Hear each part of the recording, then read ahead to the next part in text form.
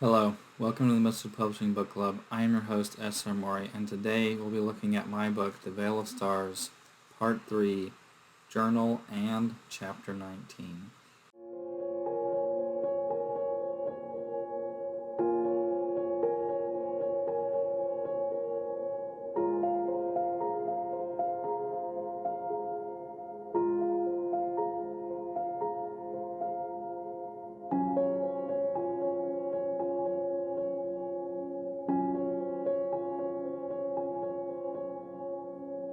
Alright, so I have tried a little bit of a red vibe because the Hurricanes are doing really well this year. Hopefully we can go to the Stanley Cup. Anyway, the journal entry is really short and it kind of just shows... I have a little bit of a cold, so forgive that. It just kind of shows the transition that Narbad has gone through, that he's very different, and he's kind of overcome his pessimism and his agnosticism and refound his faith. So that's kind of what the journal is about. It's just kind of showing a contrast between the last journal and this one of, somebody that has had this very big moment with his deity, like Moses in the burning bush. Now, chapter 19 picks up, it's very appropriately titled, because we have, on the one hand, Narbad and Talia finally admitting kind of their true affections for each other, but we also have a really, really grisly scene with Karam resurrecting the dead Wendigos from the fallen battle. So the chapter opens up with, that battle the aftermath of that battle and them getting to safety. They go into the dark forest where the Wendigos and Lifts are too afraid to follow them in there. And so we kind of are getting some hints that maybe there's some danger in here before we flip to basically follow Karam and his little bit of necromancy.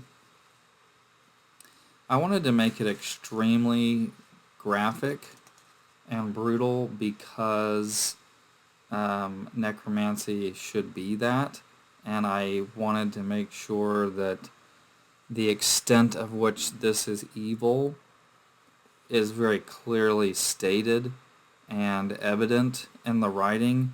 So this is one of those chapters where people that are a little bit weaker on the stomach, if that makes sense, maybe this is a chapter maybe you want to gloss over, because it does get pretty gory, and there's definitely some allegories that I make between what is happening here and abortion.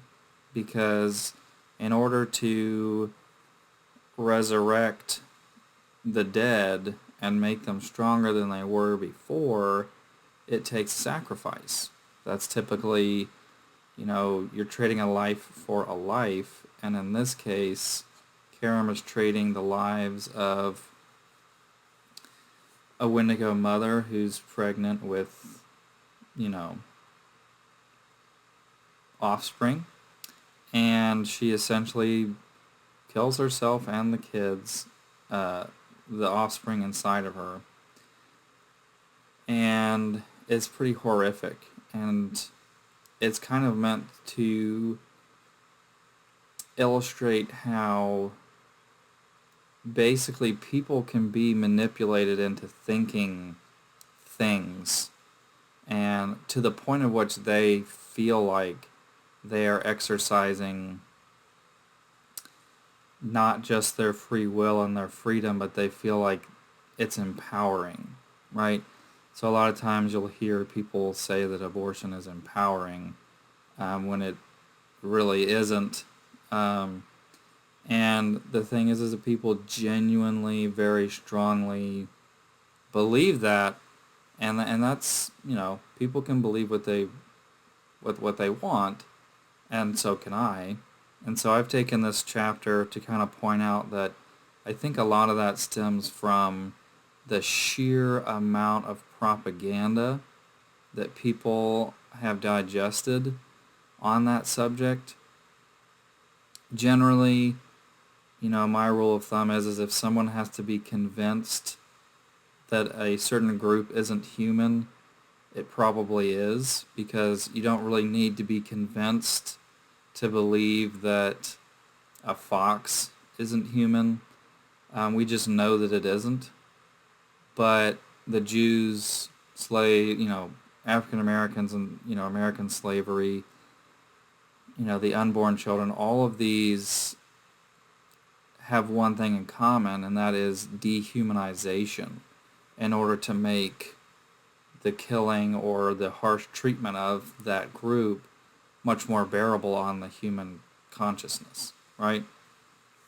And so I'm not saying that it's, genocide or anything like that, but I am trying to point out that it is indisputable, it's undeniable that there is a propaganda dehumanization element to it.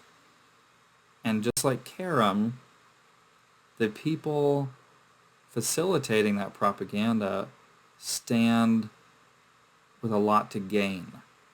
So you're like, well, why would they do that? Well, they make a lot of money off of it. Karam's getting a lot of advantages out of manipulating these Wendigos into not valuing the life of their offspring. Personally, it's always been kind of surprising to me, really, anything that, whether it's choosing not to have children or aborting children or choosing lifestyles that can't facilitate having children, it's always been surprising to me, because evolution would dictate that, the role of anybody really is to continue the species. And not just that, but within each person should be, according to evolution, should have a drive to not just preserve the species, but their specific DNA. So, like, whenever somebody, doesn't do that, like, they decide that kids, they decide that they're going to have an abortion, they decide they're going to have a lifestyle that can't facilitate that, it's basically counter-evolutionary, right? It's almost like it goes against evolution.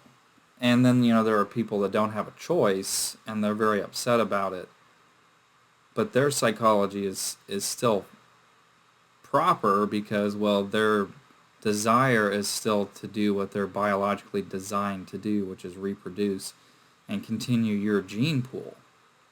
But to the people that are convinced or have a certain way of seeing the world where they don't want to continue their gene pool, it almost, to me, has always seemed like counter-evolutionary. Like, how could you...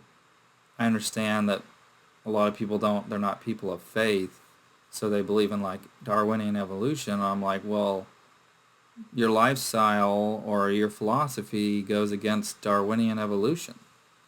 It is divergent from what you're biologically designed to do. And so my thought is there's really a few ways that can happen. The first is that there are always exceptions. There are always not mutations, but something like akin to that, but not like a physical manifestation of it, almost like a mental disorder, where you don't have that basic biological drive. Or the second is a sociological element, where someone is convinced of something like the value, the empowerment of abortion, that can basically warp that basic biological desire to continue to reproduce. And it is worth noting that, like, on studies that they've done on mice, that whenever population gets too high and dense, it is not uncommon for these tests for those certain kind of characteristic lifestyles to become more prevalent, and maybe that's evolution's way of dealing with population. Um, but then I don't think that's necessarily the case with our society, because in terms of population density, the United States and the West in general, where these sorts of philosophies and worldviews are more common, we're not as densely populated as, say, China or India, where these philosophies are, at least in India, and China's government has made policy to come against this, where it's not as prevalent. So I don't know, it's interesting, but the basic gist of this section is basically to say that be careful and try to be honest with yourself. There are people that stand to gain quite a bit from manipulating people. And so you want to ask yourself, have I been manipulated? And this goes for, not just one political party. This is, people are manipulated by propaganda all the time. Sound like a Chicago person there, all the time. But